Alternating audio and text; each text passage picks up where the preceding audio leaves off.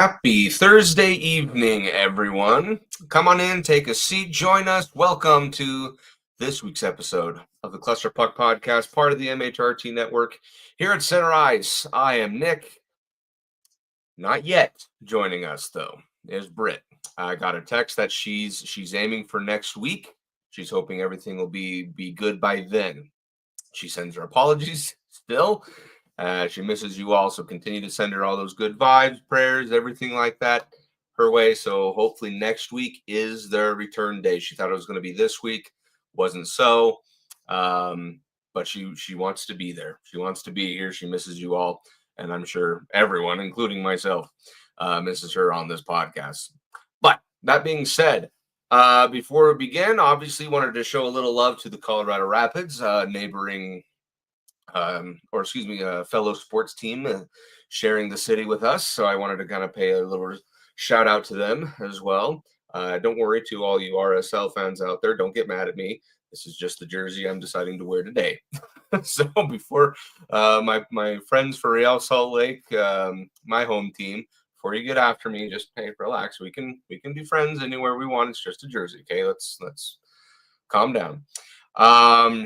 But that being said, before we get into today's episode, which by the way I'm personally excited for, don't forget everyone to like and subscribe, follow the MHRT network so you can get notified when shows like the Cluster Puck Podcast go live. You can do so on the various social media platforms of your choosing. And if you want to follow us, we ask that you do so at the Cluster Puck Podcast on Facebook and at Cluster Puck Avs on Twitter, Instagram, and Threads. Okay, so I gotta pull up my phone here so I can read this off. I got a particularly interesting text, or I guess message, a DM, I should say, from it's just user, it's just the name, and they asked her to remain anonymous, and they kind of have no choice because I have no idea who to thank. It's just a user and a bunch of numbers, so unfortunately I don't know who to thank, but they asked the perfect off-season question for me, because I could talk about this for a long time. And it has to do with the potential acquisition of a certain player. And if you couldn't guess by the title already, that certain player was longtime Avalanche defenseman Tyson Barrie. Anyway, it just says, hey, Nick, just wanted to reach out to you to ask a certain question. I've noticed for a long time you've had a fixation with Tyson Barrie. I won't get into details, but I will ask you the question for your content.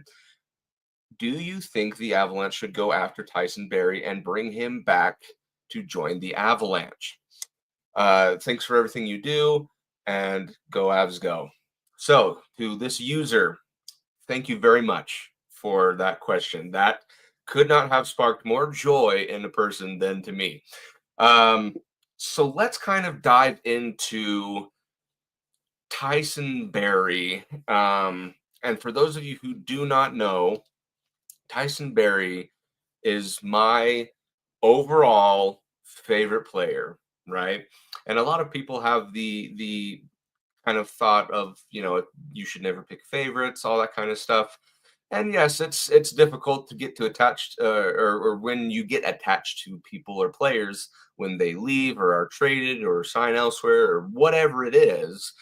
But for some reason, during my early tenure of fandom in hockey or for the Avalanche in general, Tyson Barrie was a guy that I was like, man, this guy just knows kind of how to move the puck, how to quarterback a power play. He kind of looks like he knows what he's doing. And for a defenseman, I learned that he had really good statistics, especially during those, 2015, 2016, 17 kind of years, that he kind of stuck with me to a point where I was like, I'm kind of Tyson Barrie #1 fan, and I enjoyed his kind of off ice antics. He was very personable, so I just kind of stuck with him and started following him, and I really got kind of caught in the Tyson Barrie wind, I guess you could say, to a point where I said, you know what, anywhere he goes, right? I didn't want him to get traded, or which obviously happened, but anywhere he goes, I'm just kind of going to be a fan of his. So that's a little history between how he, behind how he became my favorite player. Now, It was really tough on me that particular day. It almost felt like a Mikko Rantanen 2.0, or I guess the original 1.0, when he was traded for the Nazem Kadri piece. Now, that being said, it was kind of a direct result for us winning the Stanley Cup in 2022. At least in my opinion, it felt that way. So, was his sacrifice worth it? Yeah, it kind of felt like it was, because otherwise you may not have won the cup, right? As good as a defenseman as he was, and keep in mind, Tyson Barrie, there are still records that he holds for the Avalanche to this day that Cale Makar has yet to pass on, if he ever does, which more than likely he will. It's just going to take him some time to get there for a lot of these. But Tyson Barrie holds records still for the Avalanche. Like, I want that to be known. Okay. He played for the Avalanche already for 8 years, spanning from 2011 all the way up till pre-COVID. I believe 2019/20 was the time that he was traded, or right after the 2019 season, if I'm not mistaken, but pre-COVID nonetheless. So with his time here, I thought Tyson Barrie did great for what we were paying him. I think there was a contract that he reached, I think 5.5 mil AAV. He did really good for as far as defenseman statistics are concerned. Particularly, there is one. Let me scroll to the right season here, where he had himself nearly 60 points. It was the 2018-2019 season, 14 goals, 45 assists for 59 points. So nearly 60 points. That is a good, solid defensive number. Okay. Now, is it Cale Makar? No. Is it more like Devon Taves? Sure. Is it Sam Girard? Yes. Is it Josh Manson? Better than, right? That's kind of where he was at the time, right? But you're mixing the fact that he was over a dozen goals, had 45 assists, right? He was a very valuable piece. He had really good puck vision. He melded very, very well from all those years ago in the power play, in the moving of the puck, getting people open. He was kind of that guy that you would kind of go to. He had plenty of over. He had, I think, most overtime goals by a defenseman. Hey, I think that might have been passed up already, but at the time he held the record. He just kind of had everything in a defenseman that you need. Now, that being said, the question was, should the Avalanche bring him back? So going on to his history, he was traded to Toronto. He was there for a season, then signed with Edmonton while he was there for, I think, 2.5 seasons, finished with the Predators. Wasn't really, after that, he just kind of lost the love for the, I guess not love for the game of hockey, but just didn't like the spot he was at. His numbers went down severely, and he was lucky enough to get a tryout position with the Calgary Flames, and that kind of died out. So he had a little stint with the Wranglers, and after that, he's just kind of been free agent ever since. Still unsigned. Obviously, this is probably why the question is being brought up. So the career, as far as statistics, seemingly has fanned out. Okay. So if the Avalanche bring him back, can he rediscover those same statistics that he was at during, and I could even say to the Edmonton times, where he was still near 10 goals, still had the 30 plus assists? He would come in as a third pairing defenseman. Okay. Can he achieve at bare minimum third pairing defenseman numbers? And to that, I believe, yes, he can. Now, Tyson Barrie, I will be the first to admit, he is, as a defenseman, his defense is not great. Okay. It's fine. It was, in my opinion, better when he was on the Avalanche the first time, or I guess his only time. He's not signed there. He's not re-signed yet. It's not great. Okay. But for a third pairing defenseman, is it good enough? Right? And you look at the third pairing defensemen that we currently have, Sam Malinsky and Brett Burns. Okay. I'm looking more at the Sam Malinsky statistics or his spot, I guess, to be more specific.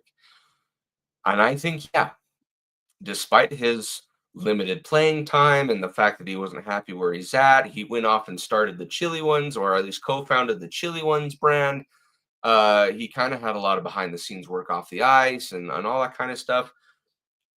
Clearly, though, he has wanted to be with the Avalanche. But I think despite all that, right? Despite the fact that his minutes had gone down, despite the fact that his production had gone down, I think he can find his old self, at least to a high extent, again, if the Avalanche were to sign him. Now, I understand I'm definitely throwing some personal bias in there. Yeah, I want him on the Avalanche. That's home, right? To him, to me, that's where I would like him to be as a fan of his, right? But statistically, yeah, you can slot him in there into that third pair defenseman position and be just fine, right? You look at his last season or his last little bit with the Predators, 41 games.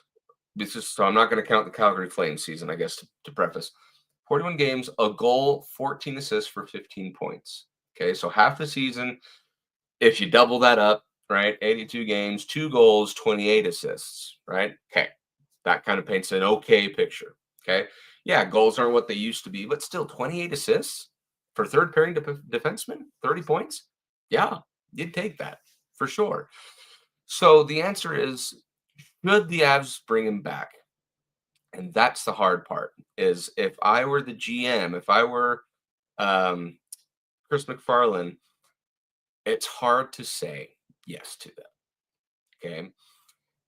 Because he's 34, been away from the game of hockey, or I guess in and out of hockey, that doesn't necessarily mean he's lost his edge, he's lost his touch, he's lost his skill. But do you need him? And right now, the Avs are pretty good defensively, right? After getting Brett Burns. But I can always see him signing a veteran minimum, coming in for a year, and shoring up that defensive side. So if Sam Malinsky or someone else is just lacking or was injured, he'd come in for that role. So if you need him for like a fix it now type thing, no, unfortunately, I'm going to say Tyson Barrie is not the fit for that particular reason. If he is there for insurance and he plays himself into that role, you betcha, absolutely, you should bring Tyson Barrie here. Okay. Keep in mind, though, like I said, as a fan of his, I would want nothing more than for the Avalanche to go out and get him. Okay. I want him back on Colorado so freaking bad. I cannot even begin to tell you just how I miss those days, right? This is back when they had the black buckets and the black shorts.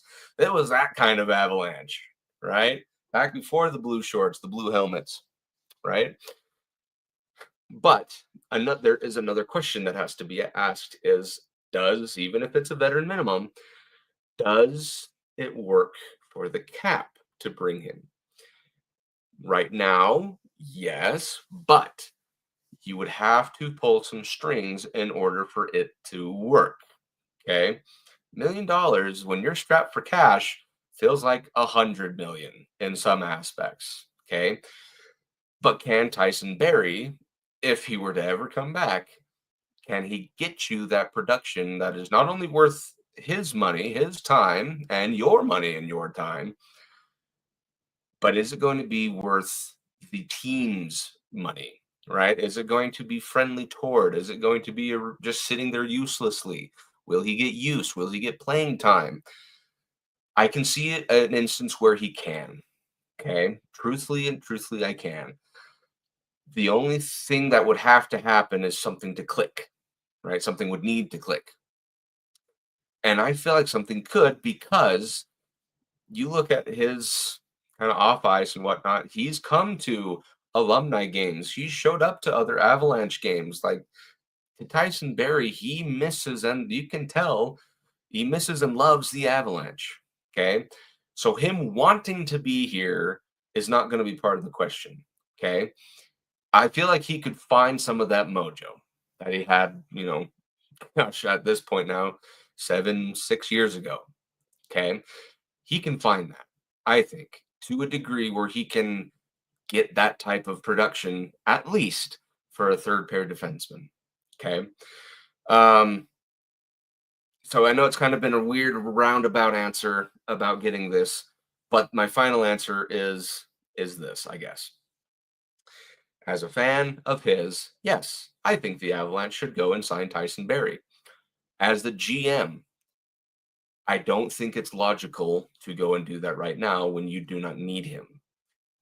I'm leaving the door open for a plausible. Okay, so I'm going to say plausible, but very, very doubtful was going to be my final answer to your question, user, and then bunch of numbers. Okay, so hopefully you're watching this, by the way. Hopefully this answers your question. And please let me know who you are, or something to that extent, so I can send the, like I said, the correct thank you and sourcing over to you, because it was such a great question. Again, I said I can go on for a long time about this. I know you guys would too. But I think that's probably where I'll take the answer so far. Okay. So maybe it'll happen. By the time training camp comes around, there's professional tryouts. Maybe Tyson Barrie is one of them. Fingers crossed it is. But we'll just have to see, right? Doubtful, but plausible, I think, is what I'm going to finally say to that. Okay. So as far as other items of business, I should say, in the Avalanche world, there was a preseason change to the schedule. They're going to be playing a doubleheader on the 21st of September against the Utah Mammoth split squad. One of them is going to be in Ball Arena, and the other one is going to be elsewhere. Same day, different time, 2:30 Mountain Time puck drop. So for those of you that begin the preseason kind of festivities, watching those types of games, keep in mind on that. Other than that, there was one additional question that I was kind of thinking of potentially answering, and this goes back to a couple of weeks ago when somebody asked about, or I guess when it was brought up on the power play, the home improvements episode, I believe is where it was, and I had mentioned the power play. There were a few people, friends of mine even, that came up and asked about like power play technique, or I guess like how an efficiently operated power play would look in my mind. Okay, so that's what I'm going to kind of discuss quickly here for the next little bit. So for those of you who are new to the game of hockey, I'm going to kind of bring that back a little bit to those who are maybe watching for the first time, are trying to get into hockey. Let me explain power play and penalty kill to you guys briefly. Okay. So power play, you've probably heard this, and it's probably been, you've probably deduced that it means you have a man advantage. What does that mean? So say a opposing player commits a penalty. Okay. The ref's hand will shoot up and the whistle will be blown. If it's a delayed penalty, which I'll get to in this, I guess I'll talk about it now. If it's a delayed penalty, it means he committed the penalty, but you still have possession of the puck. Ref's arm will go up, and it'll stay up until their team or the offending team touches the puck. So that's a delayed penalty. Okay. Now, as soon as that happens, you have the man advantage for anywhere from 2 to, I mean, I've seen upwards of a lot of time, but typically 2 minutes for a minor infraction or a minor penalty, which is something like tripping, slashing, hooking, high sticking, interference, right? There's a whole slew of minor penalties. Major penalties is like a unsportsmanlike conduct, fighting, that kind of stuff. Those are major penalties, and you get 5 minutes. Okay. So in those 2 minutes, they have the man who committed a penalty comes to the penalty box. Okay. He sits there for those 2 minutes. They don't get a substitution player on there. They simply have to play with 4 players whereas you continue to keep 5. Hence, you get a man advantage. Okay. Sometimes, and then sometimes this happens, 2 penalties occur or either at the same time or one shortly after the other, where they send 2 guys to the penalty box. You can have a minimum of 3 players on the ice as the committing team. You committed the penalty. 3 players versus your 5. Okay, so that's called a 2-man advantage, or the 3-on-5 or 5-on-3, however you want to slice it. But you have the man advantage nonetheless. Okay, so you are on what's called the power play. Okay, and if you're on the opposite side of that, you are down a man. You're what's called on the penalty kill. Okay, so that being said, my ideal look for how a power play needs to operate is already sort of similar to how the Avalanche kind of do it. Okay. There's 3 ways, there's 3, I guess, steps about looking, in my opinion, on a power play. Okay. Puck possession aside, this is assuming you've got puck possession. Okay. There's entering the zone, there's setting up the play, and there's executing the play. Okay, those are the 3 sections that I kind of want to dive into. Okay, first one is getting into the zone. What the Avalanche currently do, in my opinion, is one of the most predictable things you can look down. Like, yeah, it kind of gets me flustered. I'm not going to lie. It's one of the most predictable things that the Avalanche do when they're on the power play is they'll kind of circle around the back, toward their own crease, begin to bring up the puck, and then do a little sling back pass to a charging player who's going to come down the ice, pick one side or another, and do kind of a wall dump off to one side or the other to a player, a teammate that has kind of followed him into the zone, and they'll see if they get it set up from there. It's the slingshot pass that everyone sees coming. Okay. Does it work? Yeah. I mean, obviously, if they're still top 10 of power play percentage, then clearly it's enough, right? It's just really annoying because it's easily defendable, I guess you can say, because they can already see, well, he's going to be coming such and such a direction. All the defense needs to do is just adjust their guys accordingly and trap them. Okay. That's why in some of these cases, especially for those first or second power plays that you get in a game, a lot of the times it's really difficult for the Avs to get into the zone to set up the play. Okay. So slingshot pass back. Most of the time it's Nathan MacKinnon on the first power play that he gets it. And he steers. If you're looking at me, right, down the ice, he'll take it one direction or another. Okay. And as soon as he skates past some people, they'll follow him up into the zone. And instead of going around him, he'll kind of do a dump back pass off of one wall or another to whatever teammate is behind him. And that teammate will then sling it across to the middle in hopes that everything then kind of gets set up with the puck centered in front of the net near the blue line. Okay. If that didn't make sense, let me know. That wasn't a very great explanation. But from there, their setup, okay, is always around the perimeter. It just seems that not very often, right, they pass it inwards, right? There is a guy posted up in front of the crease. It seems like not very often do they do that inward pass for a quick dump off to the side, cross-eyes pass. They seem to just kind of ebb and flow around the perimeter looking for the quote-unquote perfect shot.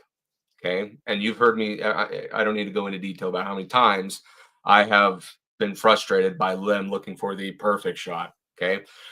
And then for the execution, sometimes it's finally they find an opportunity after so much time wasted. They finally take a shot, or they are able to do a quick little zip in pass, and the guy's just going to shoot it no matter what's there. Okay.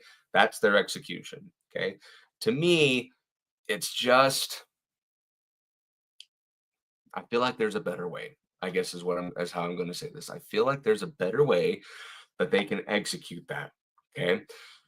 Maybe the only change you need to do is instead of one guy coming all the way down into the zone, doing a dump off pass.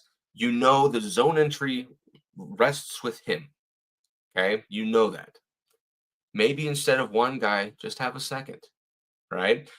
Who he takes it and they kind of, silent communication. They kind of keep that back and forth. So that way, if a defense is miring one direction, then yeah, the other guy can take off and maybe even kind of try to get around and go for a small breakaway chance, or a quick pass right before they enter into the zone, tape to the next guy. So then the defense then has to shift around very quickly, being on their toes. There, like, that's a potential way. Okay, I'm not going to sit here and say you have to do it this way. This is the only way. This is the one that gets the best results. I'm just saying that something in that zone entry needs to change. Okay. The next thing I've noticed, potential change, I should say, is in the setup.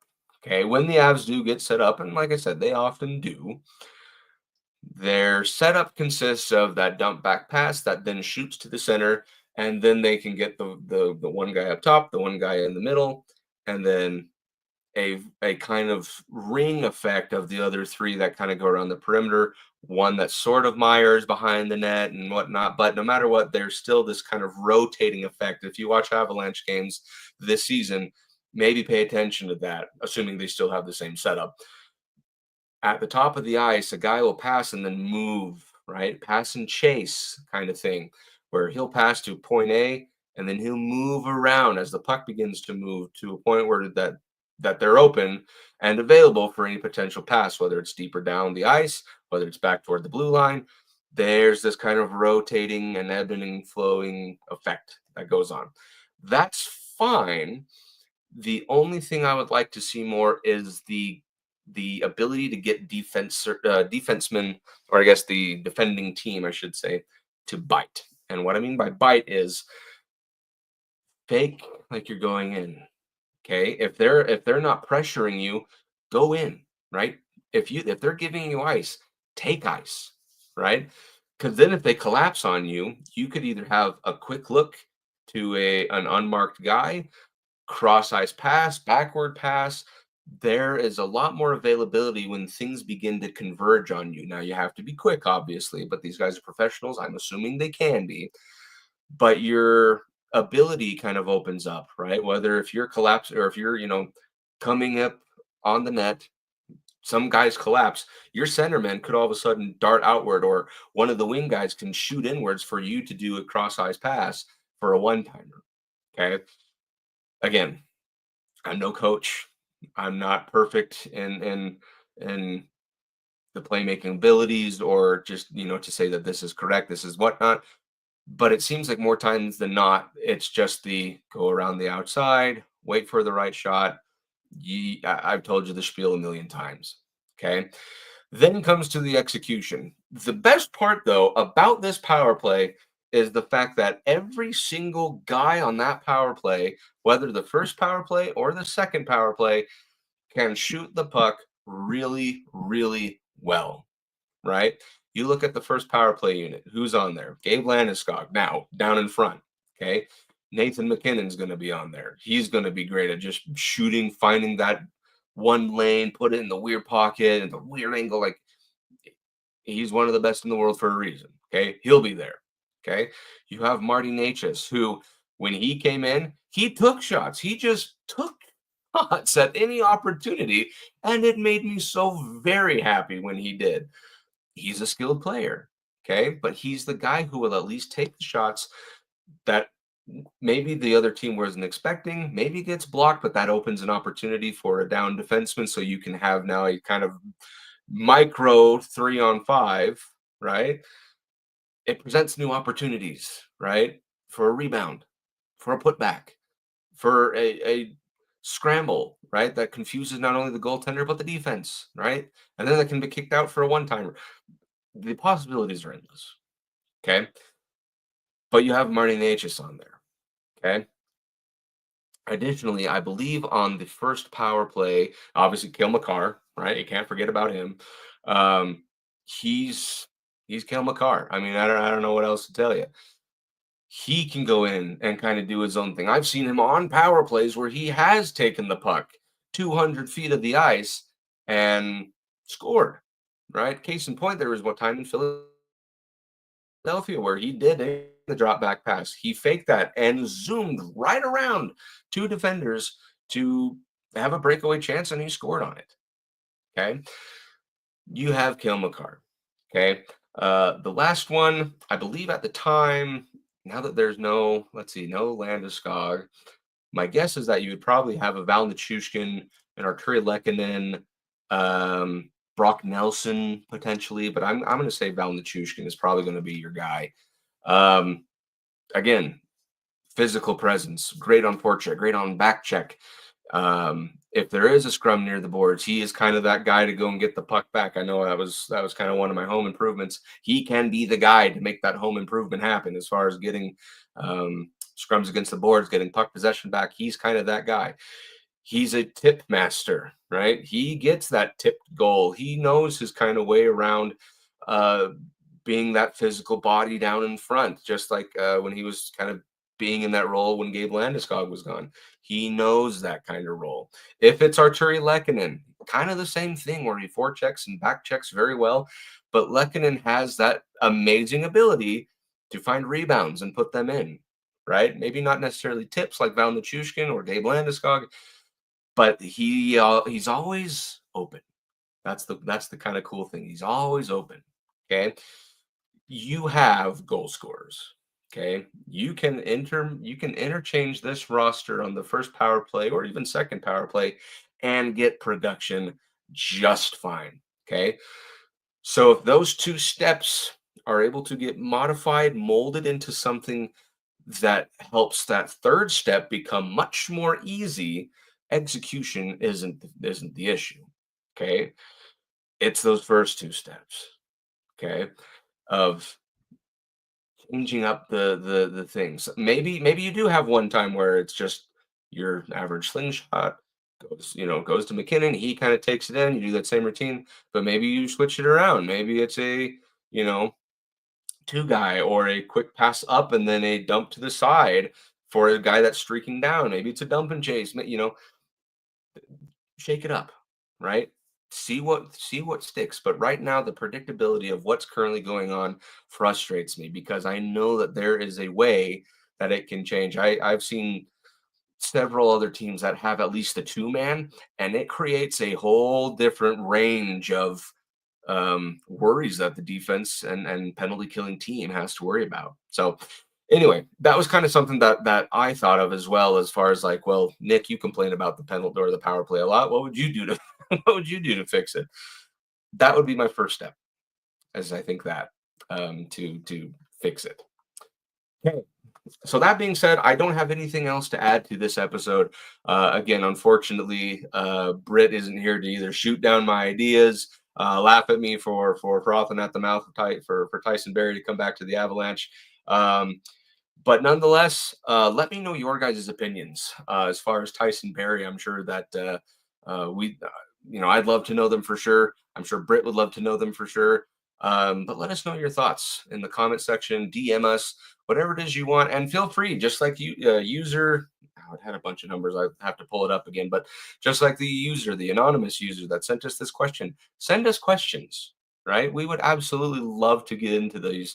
To not only help us with answering some of your toughest questions, get our opinions on it, our insights on it, but for you to even kind of throw your opinions on these as well. Like I said, send us a message, DM us, whatever it is you want to do.